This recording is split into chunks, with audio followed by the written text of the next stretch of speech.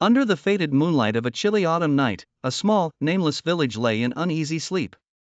Whispers of an old legend persistently blew through the trees, tales of a vengeful spirit that haunted the village long before anyone could remember.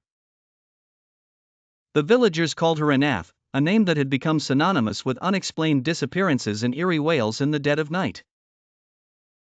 Emilia, a young woman recently moved from a bustling city to escape her tumultuous past, found herself drawn to these stories despite their terrifying implications.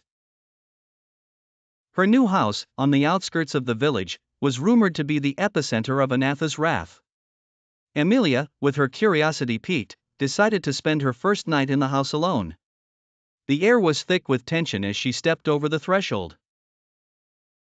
The house was a relic from another time, its walls adorned with faded portraits and furniture covered in dusty white sheets. The silence was deafening, broken only by the occasional creak of the wooden floorboards. As the night deepened, Emilia couldn't shake the feeling that she was not alone. She felt a chill in the air, one that seemed to follow her every step. Driven by a mix of fear and determination, she began to explore the house, room by room. Each room seemed more unsettling than the last, with shadows that danced ominously in the corners and the sensation of unseen eyes watching her every move. In one of the upstairs bedrooms, Emilia found an old diary tucked away in a drawer. Its pages were brittle and yellowed with age, filled with the frantic scrawlings of a woman named Madeline who had lived in the house over a century ago.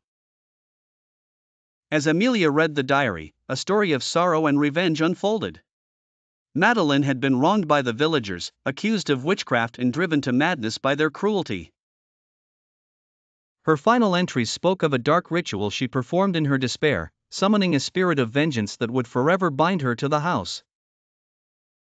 Suddenly, a cold gust of wind blew through the room, extinguishing the lamp's flickering light. Emilia's heart raced as the temperature plummeted further. She heard a faint whisper, a voice filled with sorrow and rage, Madeline's voice. It spoke of betrayal, of pain, and of an unending quest for justice. The walls seemed to close in around her, and shadows grew more oppressive, morphing into a vaguely human shape. Emilia backed away, her breath visible in the frigid air. The figure moved closer, its eyes two burning coals of hatred. Panicked, Emilia turned and fled, stumbling through the dark, twisting corridors until she reached the front door. She burst outside, her screams echoing through the night, but no one came to her aid. The villagers had learned long ago to ignore the cries from that cursed house. Emilia's encounter with Anath was only the beginning. She became ensnared in the same cycle of vengeance that had gripped the village for generations.